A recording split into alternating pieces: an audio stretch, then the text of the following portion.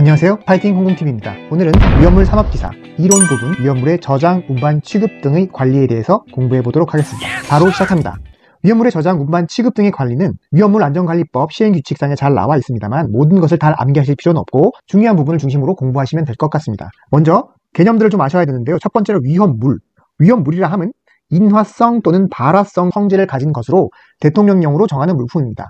인화성과 발화성 두 가지 성질을 가진다는 것 꼭 기억해 주시기 바랍니다. 인화성 또는 발화성 등의 성질을 가지는 것으로 대통령령으로 정하는 물품이다.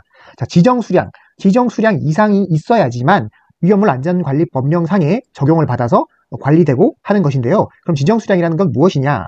위험물의 종류별 위험성을 고려해서 대통령령이 정하는 수량으로 법상, 제조소 등의 설치 허가 등에 있어서 최저 기준이 되는 수량이다. 설치 허가 등에 있어서 최저 기준이 되는 수량, 대통령령이 정하는 수량입니다. 설치 허가 등에 있어서의 최저 기준이 되는 것입니다. 즉, 지정 수량 이상이 되어야지 설치 허가 등에 있어서 그 기준에 있어서 얼마 되는지 안 되는지 판단한다는 뜻인데요. 지정 수량 이상이 되어야지 꼭 위험물 안전관리 법령상에 적용을 받냐 안 받냐 그 기준이 된다는 뜻입니다. 자, 지정 수량이라면 대통령령이 정하는 수량으로 법상 제조소 등의 설치 허가 등에 있어서 최저 기준이 되는 수량을 의미합니다. 자, 제조소 등이라 함은 세 가지입니다. 제조소, 저장소, 취급소 이 세 가지 모두를 포함하는 개념입니다. 제조소 등, 제조소, 저장소, 취급소 모두를 포함하는 개념이다. 자, 제조소부터 살펴봅니다. 제조소는 위험물을 제조니까 제조할 목적을 가지고 있겠죠. 제조할 목적으로 지정 수량 이상의 위험물을 취급하기 위해 법에 따라 허가받은 장소입니다. 제조하기 위해 허가받은 장소인데 지정 수량 이상의 위험물을 취급하기 위해서 제조할 목적이 있다는 것 꼭 기억해 두시기 바랍니다. 저장소는 말 그대로 저장하기 위한 공간이겠죠. 전부 다 들어가는데 지정 수량 이상이란 말이 꼭 들어갑니다. 지정 수량 이상의 위험물을 저장하기 위해서 대통령령이 정하는 장소로 허가받은 곳입니다. 지정 수량 이상의 위험물을 저장하기 위한 저장소죠. 대통령령이 정하는 장소로 법에 따라 허가를 받은 곳이 저장소이다. 자, 취급소입니다. 취급소. 마찬가지로 지정 수량 이상이란 말이 나오고요. 위험물을 제조 외의 목적으로 취급입니다. 제조할 목적으로 취급하기 위해서는 제조소고요. 외의 목적으로 취급하기 위해서는 취급소가 됩니다. 마찬가지로 대통령이 정하는 장소로 허가받은 곳입니다. 공통적으로는 지정 수량 이상이라는 것, 대통령령이 있다는 것, 허가받은 장소라는 것, 이 세 가지는 공통적이고요. 제조할 목적으로 취급하기 위한 곳은 제조소, 제조 외의 목적으로 취급하기 위한 곳은 취급소, 저장을 위한 곳은 저장소. 쉽죠? 자, 모두 쉽게 기억하실 수 있을 거라고 생각합니다. 자, 제조소 종류 찾아봅니다. 제조소는 제조하는 곳, 제조소죠 그냥. 저장소는 크게 몇 가지가 있는데 옥내 저장소, 옥내 5개 말을 잘 기억해 주세요. 옥내 저장소, 옥외 저장소가 있고요. 옥내 탱크 저장소, 옥외 탱크 저장소가 있습니다. 옥내외 탱크가 있습니다. 옥내 저장소, 옥외 저장소, 옥내 탱크 저장소, 옥외 탱크 저장소. 그 다음에는 이하 간암 탱크가 있습니다. 이하 간암 탱크, 이동 탱크, 지하 탱크, 간이 탱크, 안반 탱크. 자, 옥내외, 그 다음에 옥내외 탱크, 그 다음에 이하 간암 탱크로 기억하시면 될 것 같습니다. 이렇게 여러 종류가 있고요. 취급소, 판매하는 곳이 주로 대부분일 텐데 종류는 네 가지입니다. 주유, 판매, 이송, 일반. 주유 취급소, 판매 취급소, 이송 취급소, 일반 취급소. 주판 1, 2 이렇게 가시면 됩니다. 주판 1, 2. 그죠? 주판 1, 2. 주판은 하나, 둘, 1, 2. 주판 1, 2 이렇게 튕기는 곳으로 기억하시면 됩니다. 취급소, 주판 1, 2, 주유, 판매, 이송, 일반. 다음으로 취급 관계자에 대해서 살펴보도록 하겠습니다. 첫 번째로 위험물 안전관리자입니다. 위험물 안전관리자. 중요한 개념인데요. 제조소 등 말씀드렸죠. 세 가지. 허가를 받지 않은 제조소 등과 이동탱크 저장소는 제외합니다. 허가받지 않은 제조소 등과 허가 안 받은 곳, 이동탱크 저장소는 제외. 그러니까 제조소 등의 관계인은 그죠? 대통령령이 정하는 위험물의 취급에 관하여 자격이 있는 자, 자격증이 있는 자죠. 안전관리자로 선임해야 된다. 누가요? 관계인, 제조소 등의 관계인. 자, 위험물 안전관리자는 선임되어야 하는데 누가 선임하느냐? 제조소 등 관계인입니다. 관계인. 제조소 등 관계인이 대통령이 정하는 위험물 취급에 관해 자격이 있는 자, 누구를? 자격이 있는 자를 선임합니다. 뭘로? 위험물 안전관리자로서 선임합니다. 언제? 위험물을 저장 취급하기 전에 해야겠죠? 저장 취급, 둘 다 저장 취급, 제조소 등이죠. 제조소는 제조 목적으로 취급하는 곳, 제조 외의 목적으로 취급하는 곳이 취급소, 그 다음에 저장하기 위한 곳이 저장소, 제조소 등 모두 관계인은 자격 있는 자를 위험물 안전관리자로 선임해야 합니다. 자, 안전관리자를 선임했어요. 그럼 선임한 제조소 등의 관계인은, 선임한 사람이 제조소 등의 관계인 선임하죠. 그러면 이 사람이 해임도 할 수 있겠죠. 해임하거나 또는 이 사람이 퇴직할 수도 있겠죠. 퇴직할 때는 퇴직한 날로부터 30일 이내에 안전관리자를 다시 선임해야 됩니다. 안전관리자는 계속 있어야 하니까요. 그죠? 제조소 등의 관계인이 해임하거나 또는 안전관리자가 퇴직하면 30일 이내에 해임 또는 퇴직한 날로부터 30일 이내에 다시 안전관리자를 선임해야 합니다. 자, 선임을 했어요. 그러면 선임했어요. 처음에 선임했던 아니면 해임 퇴직해서 다시 선임했던 간에 일단 선임한 경우에는 선임한 날로부터 며칠 14일 이내에 행안부령이 정하는 바에 따라서 소방본부장 또는 소방서장에게 신고해야 됩니다. 신고. 아시겠죠? 제주소동 관계인 정리합니다. 관계인은 자격 갖춘 자를, 그죠? 자격 있는 자를 저장 취급하기 전에 위험물 안전관리자로 선임합니다. 선임. 그죠? 선임해야 됩니다. 선임. 근데 퇴임하게 되면 어떻게? 퇴임하게 되면 30일 이내에 다시 선임합니다. 선임. 그죠? 선임하면, 이따 선임했잖아요. 오늘부터 또 14일 이내에 뭘 해야 된다? 신고를 해야 된다. 그죠? 신고. 처음에 선임하면, 그것도 마찬가지로 14일 이내에, 선임하면 14일 이내에 신고해야 됩니다. 신고. 누구에게? 소방본부장 또는 소방서장에게 신고합니다. 자, 안전관리자가 선임됐어요. 그죠? 근데 안전관리자가 일을 못할 수도 있잖아요. 해임하거나 퇴임한 건 아니지만 여행, 질병 그 밖의 사유로 안전관리자가 일시적으로 직무를 수행할 수 없거나 또는 해임, 퇴직과 동시에 다른 안전관리자를 선임하지 못하는 경우도 있잖아요. 한참 동안 안전관리자를 선임하지 못하는 경우에는, 그죠? 위험물 취급에 관한 자격 취득자 또는 기본 지식과 경험이 있는 자로서 행안부 내용이 정하는 자를 대리자로 지정할 수 있어요. 대리자.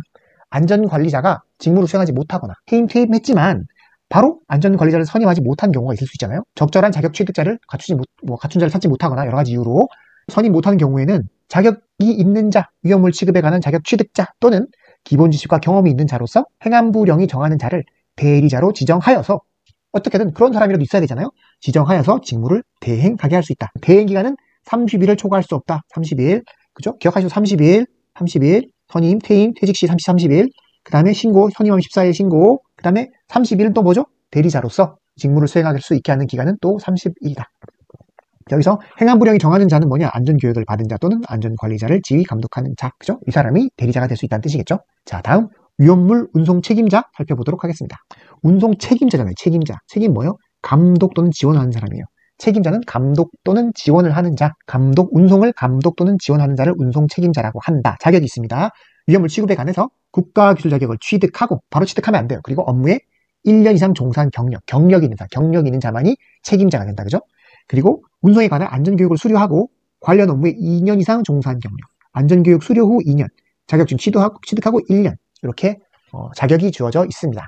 그러면 운송 책임자가 있는데 운송 책임자가 감독을 하거나 이 사람으로부터 지원을 받아서 운송을 해야 하는 위험물이 있습니다. 이 중요하니까 꼭 암기, 위험한 거.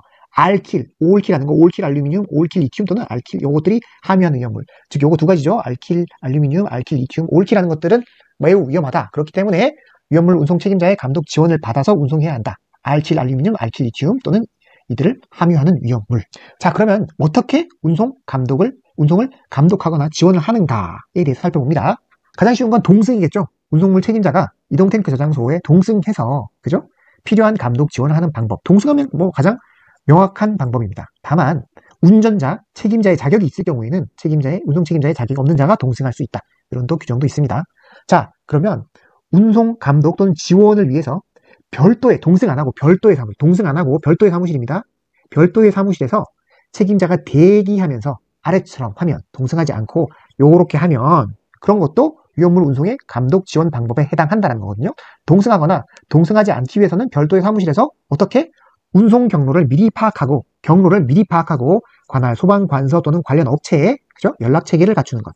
사전에 동선을 파악하고 경로를 파악하고 소방관서 업체에 연락 체계를 갖추는 것. 그죠? 이런 방법이 있고, 또 운전자에 대해서 수시로 안전 확보 상황을 확인하는 것. 사무실에서 수시로 잘 되고 있는지 안전 확보 상황을 확인하는 방법으로 또 할 수 있겠죠. 그 다음에 비상시에 응급처치에 관하여 조언을 하는 것.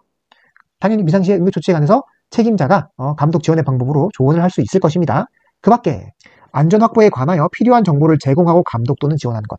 안전 확보에 관하여 필요한 정보 제공, 감독 지원하는 것. 정보를 제공하고 조언을 하고 확인을 하고 연락 체계를 갖추고, 이런 것들이에요. 연락 체계, 확인, 조언, 정보, 이런 것들 잘 기억해 두세요. 자, 다음으로 위험물 운송자에 대해서 살펴보도록 하겠습니다. 쉽게 말해서 이동탱크 저장소에서 직접 운송을 하는 자를 뜻하면 운송하는 자, 운송자입니다.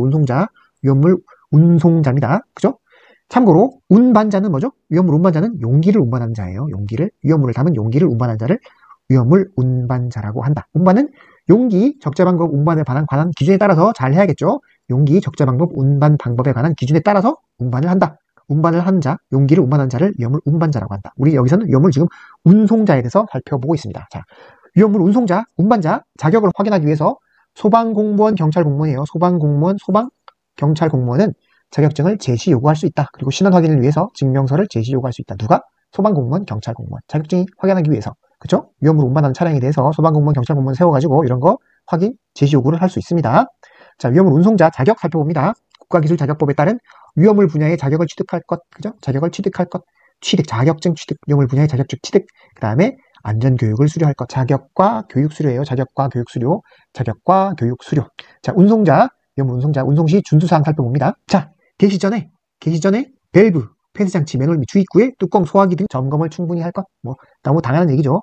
중요한 건 이거죠. 위험물 운송자는 장거리 위험하잖아요. 장거리 위험. 고속국도에는 340km 숫자 잘 기억하셔야 됩니다. 340km 고속국도 그 밖에는 200km 이상을 가는 것. 그 경우를 장거리라고 한데 이런 장거리 고속국도 340km 그 밖에 200km 이런 장거리 운송할 때는 2명 이상의 운전자로 해야 됩니다. 2명 이상의 운전자. 운전자가 1명 있으면 안 되겠죠. 2명 이상. 장거리 1명 가면 피곤하니까 2명 이상 해야 한다.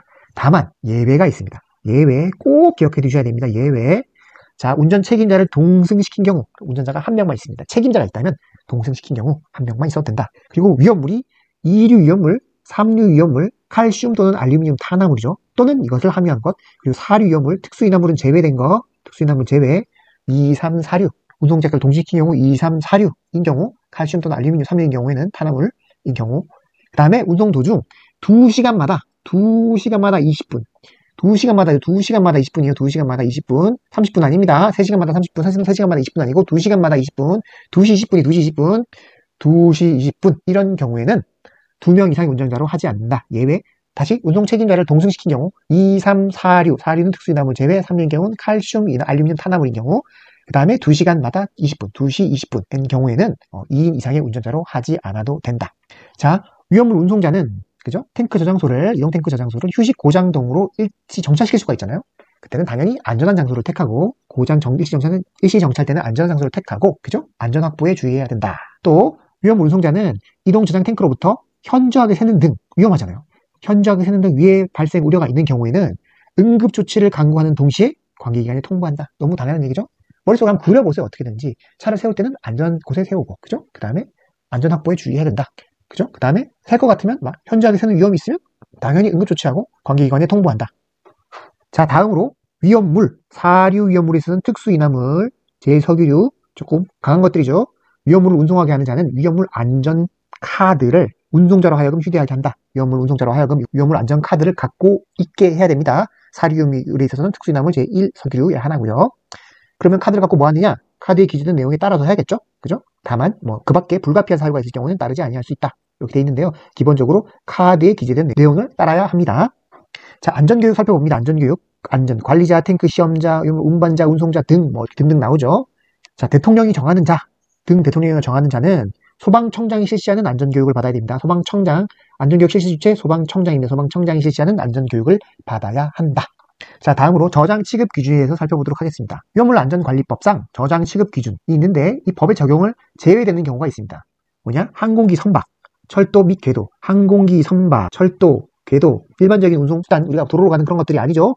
배를 타거나 비행기를 타거나 철도나 아니 어떤 궤도상에 있는 것들은 저장 취급 운반에 있어서 저취 운반에 있어서 적용하지 않습니다. 적용 제외된다. 항공기, 선박, 철도, 궤도는 위험물 안전관리 법령이 제외된다. 자, 지정수량 이상입니다. 지정수 이상. 웬만하면 이상이다. 거의 이상이에요.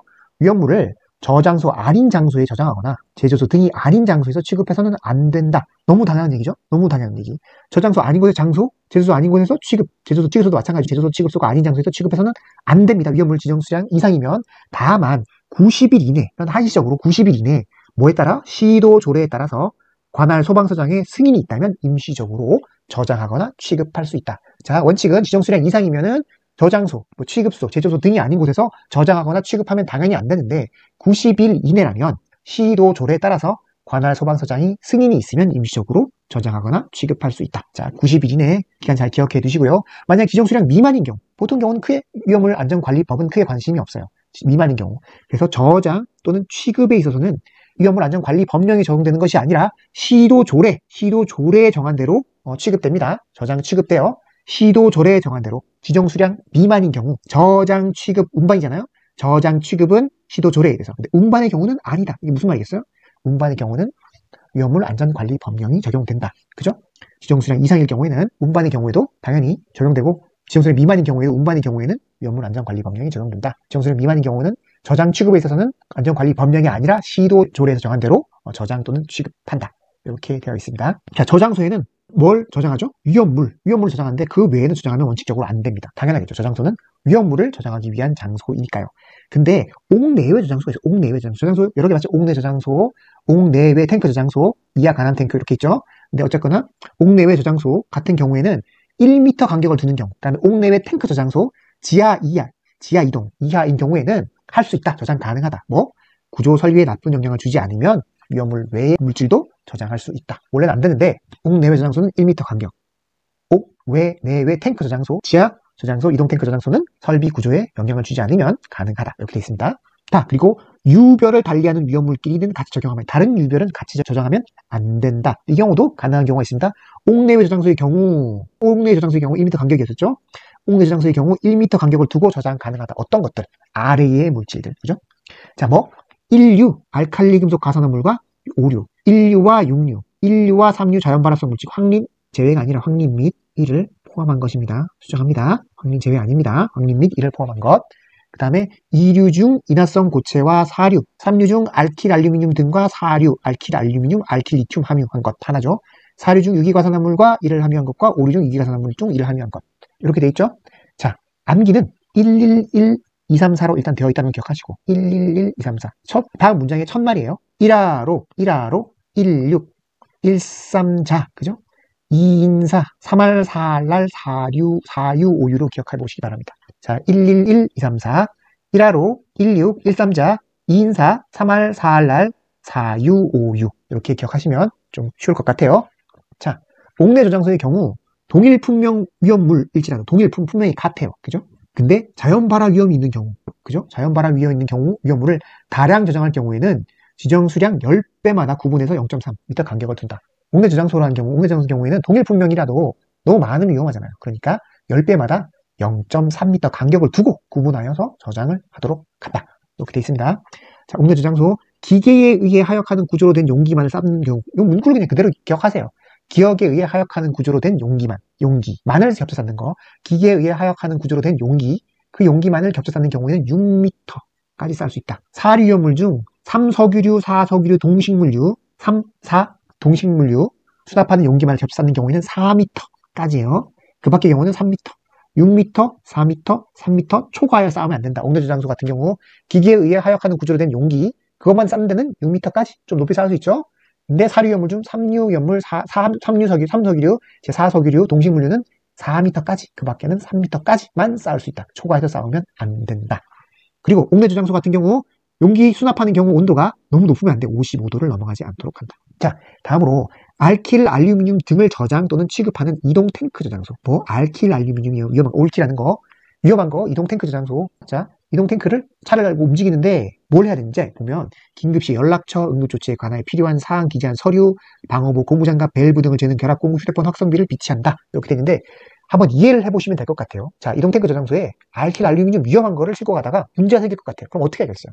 첫 번째로, 그죠?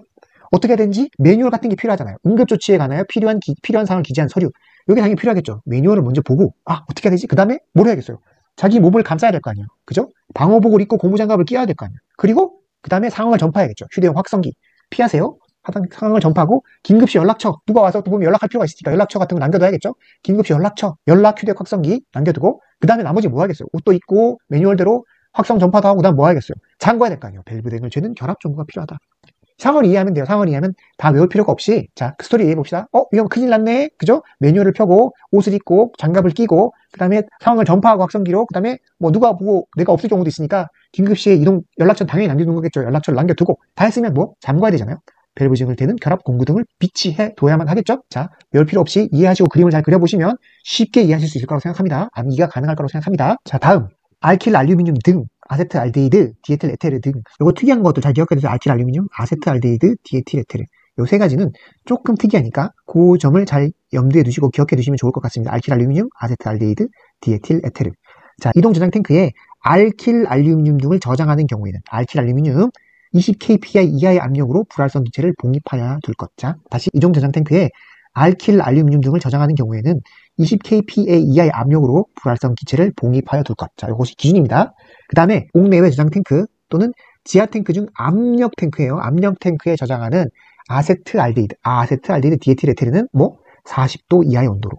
압력 탱크 40도 이하, 아세트알데히드, 디에틸에테르 이렇게 되어 있습니다. 40도 이하로 유지할 것. 자, 여기 추가로 압력 탱크 외에, 자, 옥외 저장 탱크, 옥내 저장 탱크, 지하 저장 탱크 중 압력 탱크 외의 탱크에 저장할 때는 어떻게 되느냐? 여기 산화프로필렌 들어가요. 산화프로필렌 또는 디에틸에테르 요 때는 어떻게? 온도가 30도 이하입니다. 30도 이하. 그리고 아세트알데히드 히드는 15도 이하. 이렇게 되어 있습니다. 자, 다시. 자, 옥외 저장 탱크 또는 지하 저장 탱크 중 압력 탱크는 아세트알데히드 등 또는 디에틸에테르 등의 온도는 40도 이하로. 근데 압력 탱크 외의 탱크는 산화프로필렌 또는 디에틸에테르는 30도 이하, 아세트알데히드는 15도 이하로 유지해야 한다. 자, 이렇게 정리해 둡니다. 자, 다음으로 보냉 장치가 있는 이동 저장 탱크에 저장하는 아세트알데히드 등 또는 디에틸에테르 등의 온도는 B점 이하로 유지할 것. 저장 탱크에 보냉 장치가 있어요. 있는데 B점이에요. 보냉 장치가 없는 이동 저장 탱크에 있어서는 40도 이하입니다. 자, 둘이 헷갈리는데 어떻게 보냉 장치가 있으니까 온도를 생각하지 말자. 그렇게 생각하세요.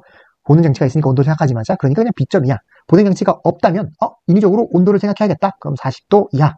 그죠? 보냉 장치가 없으니까 온도 생각하지 말자. B점 이하. 보냉 장치가 없으면 그죠? 40도 이하로 유지할 것. 자, 옥외 저장소의 경우 옥외에 저장될 수 있는 것. 아래의 위험물은 옥외에 저장될 수 있다. 옥외 저장소의 경우 옥외에 저장될 수 있는 것. 자, 이류 위험물 중 유황 또는 인화성 고체입니다. 이류 위험물 중 유황 또는 인화성 고체. 이유인이요. 이유인. 그죠? 인화점이 섭씨 0도씨 이상인 것이 하나지만 이류 위험물 중 유황 또는 인화성 고체. 그 다음에 사류 위험물은 1석유류 R234예요. 인화점이 0도 이상인 것이 하나예요. 전부 다. 그죠? 그 다음에 육류 위험물. 기본적으로 1, 3, 5류 위험물은 옥에 저장하지 않습니다. 2, 4, 6은 가능한데 2, 4, 6도 다 되는 게 아니라 2는 뭐죠? 유황 또는 인화성 고체. 4류는 제1석유류 인화점 0도 이상인 것, 섭씨 0도 이상인 것, 1석유류, 알코올류, 2석유류, 3석유류, 4석유류, 6류 위험물은 다 된다. 그쵸? 2, 4, 6 중에 되는 것이 있다. 이렇게 기억하셔야 돼요. 옥에 저장 가능한 것. 2, 4류 위험물 중에 조례에 의해 정한 것도 물론 가능해요. 조례. 특별시, 광역시 또는 도의 조례에 의해서 정한 위험물도 가능하다. 그 다음에 국제해상위험물 규칙 코드에 따라 적합한 용기에 수납된 위험물도 가능하다. 국제해상위험물 규칙 코드에 따라 적합한 용기에 수납된 위험물. 그죠? 이것들은 옥에 저장이 가능하다. 자, 이동탱크 저장소 단편적으로 완공검사 합격증 및 정기점검 기록을 잘 비치해 둘 것. 그죠? 자, 위험물의 취급과 관련해서 제조 과정에서 기준 읽어보시고 이해하셔야 될 것 같아요. 자, 증류공정 뭐겠어요? 증류되는 것, 증기가 새지 않도록 할 것. 그죠? 증기가 새지 않도록 설비의 내부 압력 변동 등에 의해서 증기가 새지 않도록 할 것. 증류공정이에요. 추출공정은 뭘까요? 그죠? 추출하는 건데 압력이 비정상적으로 상승하지 아니할 것. 그 다음에 건조공정이죠. 뭐 건지는 거잖아요. 건조할 때 뭐 온도가 부분적으로 상승하지 아니할 것, 아니하는 방법으로 가열을 건조할 것. 너무 온도가 올라가면 안 된다. 온도가 상승, 부분적으로 상승하지 아니하는 방법. 분쇄는 뭐죠? 가루가 날리는 거죠. 분말이 현저하게 부유하거나 분말이 부착되어 있는 상태로 취급하지 아니할 것. 자, 증류 날아가지 않도록, 그죠? 압력 변동에 의해서 증기가 새어나가지 않도록. 추출 공정, 비정상적으로 압력이 추출 쭉 당기는데 압력이 비정상적으로 상승하지 아니하도록 할 것. 건조, 그죠? 온도가 부분적으로 상승하지 아니하는 방법으로 할 것. 분쇄, 가루가 너무 많이 날리거나 가루가 붙어있지 않도록 할 것. 자, 그렇게 이해하시면 될 것 같습니다. 자, 위험물 취급 중 소비에 관한 기준 살펴봅니다. 소비에 관한 기준. 자, 분사 도장 작업은 방화상 유효한 격벽등으로 분사해서 도장하는 거죠. 격벽적으로 잘 구획된 장소에 해야겠죠. 뻥 뚫려있는 데 말고 방화상 유효한 격벽등으로 구획된 장소에서 실시한다. 담금질, 열처리, 그죠? 당연히 위험한 온도에 이르지 아니하도록 할 것. 담금질, 열처리, 위험한 온도에 이르지 아니하도록 할 것. 그 다음에 버너를 사용하는 경우 역화가 되면 된다, 안 된다? 되면 된다, 안 된다? 되면 안 된다. 역화를 방지한다. 유지하는 거 아니에요. 역화를 방지하고 위험물이 넘치지 아니하도록 할 것. 버너를 사용해서 하는데 버너의 역화를 방지하고 위험물이 넘치지 아니하도록 할 것. 세 가지 잘 기억해 둡니다. 자, 주유 취급소. 자, 자동차 등에서 주유할 때는 고정 주유 설비를 사용하여 직접 주유할 것. 고정 주유 설비를 사용하여 직접 주유할 것. 자, 자동차 등에 주유할 때 그렇습니다. 그죠? 자동차 등에 주유할 때 고정 주유 설비를 사용하여 직접 주유할 것. 자, 이동 탱크에 급유할 때는 고정 주유 설비가 아니라 급유 설비를 사용하여 직접 급유할 것이에요. 자동차 등에 주유할 때는 고정 주유 설비를 사용하여 직접 주유하고, 이동 저장 탱크에 급유할 때는 고정 급유 설비를 사용하여 직접 급유하는 것입니다. 그리고 자동차 등에 인하점 40도 미만의 위험물을 주유할 때는 자동차 등의 원동기를 정지시켜 시동 꺼야 되는 거예요. 기름 넣을 때 시동을 끈다. 그죠? 근데 인하점이 40도 높은 건 안 되죠. 그러니까 경유는 40도보다 높기 때문에 이 말은 뭐예요?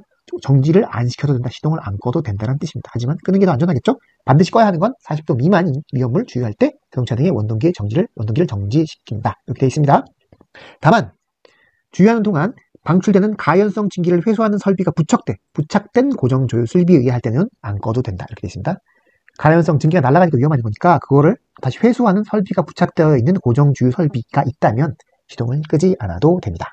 자, 고정 주유 설비, 고정 급유 설비에 접속하는 탱크에 위험물을 주입할 때는 당해 탱크에 접속된 고정 주유 설비, 고정 급유 설비의 사용을 중지하고, 그죠? 자동차 등을 당해 탱크 주입구에 접근시키지 말 것. 당연하겠죠?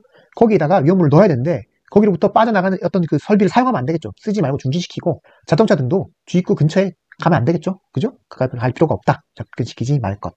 또 고정 주유, 고정 급유 설비에는 해당 설비에 접속한 전용 탱크 또는 간이 탱크의 배관 외의 것, 접속한 전용 탱크, 전용 간이 탱크의 배관 외의 것을 통해서는 위험물을 공급하지 말 것. 그죠? 전용 탱크, 간이 탱크의 배관 외의 것, 그 외의 것을 써서 위험물을 공급하면 아니 된다.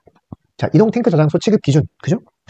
자, 휘발유를 저장하는 곳에 등유나 경유를 주입할 때, 또는 등유나 경유를 저장하는 곳에 휘발유를 주입할 때, 이렇게 되어 있습니다. 다음 기준에서 정전기 생기면 안 되잖아요. 자, 사류 위험물은 정전기를 방지를 항상 조심해야 됩니다. 어떻게 해야 되느냐? 유속을 초당 1m 이하로. 이걸 중요해요. 유속을 초당 1m 이하로. 그죠? 상부로 할 때는, 그죠? 액표면이 주유권의 끝부분이 넘는 높이가 될 때까지, 그죠? 그리고 밑부분을 할 때는 액표면이 주유권의 정상 부분을 넘을 높이가 될 때까지 어떻게? 유속을 초당 1m 이하로 한다. 천천히 하라는 뜻이겠죠? 천천히 해야 된다. 또 가연성 증기가 잔류하지 아니하도록 조치하고 안전한 상태로 있음을 확인한 후에 한다. 그죠? 위험물의 주입은 탱크에 가연성 증기가 잔류하지 아니하도록 조치하고 안전한 상태임을 확인하고, 그죠? 주입을 한다. 다음으로 운반용기 재질인데요. 강판, 알루미늄판, 양철판, 금속판, 유리, 종이, 플라스틱, 고무류, 섬유판, 합성 섬유, 탐집, 나무 엄청 많아요. 웬만한 건 다 되는데 암기가 어렵잖아요. 그럼 어떻게 암기를 해보느냐? 자, 강철과 금으로 된 큰 알이 있어요. 이게 뭐야? 강철과 금으로 된 알이에요. 알 모양의 섬이 있어요. 이게 섬이에요. 알 모양의 섬을 갖다가 어떤 판 위에 올려놨어요. 근데 그 판에 올려놓고 이 섬을 봤더니 섬에는 뭐가 있어요? 보통 섬에는 뭐 있어요? 나무도 있고, 그죠? 집도 있고, 지푸라기도 있고, 삶도 있고, 이런 것도 있어요. 나무집 삶으로 막 안에 이루어져 있다. 이런 섬에다가 배달을 시켰어요. 뭐요? TV 상자를 배달시켰다. 이렇게 생각하시면 돼요. 자, 강철금 판섬이요. 강판, 그죠? 양철판, 금속판, 그죠? 섬유판, 섬으로 된 판이에요. 알루미늄판, 알이라겠죠. 강철, 알 모양의 섬이에요. 그 위에 뭐가 있어요? 섬유는 나무, 삶, 집 같은 게 있겠죠. 보통 나무에 나무, 삶, 집인데 여기에 TV가 배달왔어요. TV 상자가 주로 뭘로 만들어진지 생각해봐요. TV 방 핫박스 종이죠. TV를 열어봤더니 뭐 있어요? 유리도 있고, 플라스틱도 있고, 그죠? 그 다음에 뭐요? 고무도 있고, 합성 섬유도 있고, TV가 그런 걸로 이루어져 있잖아요. TV판이. 다였어요. 그거요. 강판, 알루미늄판, 양철판, 금속판, 섬유판, 그죠? 강철, 금으로 만드는 알 모양의 섬을 판 위에 올려놓고 그 섬 위에 뭐가 있어요? 삶, 집, 나무가 있고 TV가 배달이 왔어요. TV 박스가 뭘로 이루어져 있죠? 종이, 유리, 플라스틱, 고무, 합성섬유 이런 걸로 이루어져 있잖아요. 다 배웠죠? 이렇게 암기하시면 좀 더 쉽게 암기하실 수 있을 것 같습니다. 자, 간단히 살펴보고 갈 건데요. 운반 용기 최대 용적 중량이에요. 자, 운반 용기는 주로 내장 용기와 외장 용기가 있죠. 내장 용기, 유리 또는 플라스틱 용기는 어디 10m까지, 금속재는 30m까지, 그죠? 그리고 나무, 플라스틱, 상자 이런 것도 있는데 뭐 이런 게 있어요. 이럴 때는 125kg까지 최대 중량을 하게 되면 다 이런 걸 다 할 수 있겠죠? 작을수록, 그죠? 다 넣을 수 있다. 이렇게 돼 있고, 또 다음 볼까요? 액체 위험물 같은 경우에는 여기도 마찬가지 유리, 플라스틱인데 금속재 용기는 마찬가지로 30m까지예요. 30m까지, 그죠? 나무, 플라스틱 뭐 이렇게 돼 있고 125kg 쭉 다 된다. 뭐 이 정도 그냥 보시고, 시간 나시면 이건 암기를 하시고, 시간이 안 나시면 또 필요한 부분만, 나올 것 같은 부분만, 나온 부분만 한번 살펴보고 가시는 걸로 하시기를 권해드립니다. 남으시면 다 공부하시는 게 당연히 더 좋습니다. 자, 적재 방법 살펴봅니다. 자, 수납률, 운반 용기에 얼마만큼 채워야 하는가 문제예요.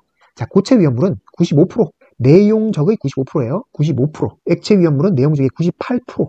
2% 남겨둬야 된다. 이건 5% 남겨둬야 된다. 2% 남겨둬야 된다 있거든요.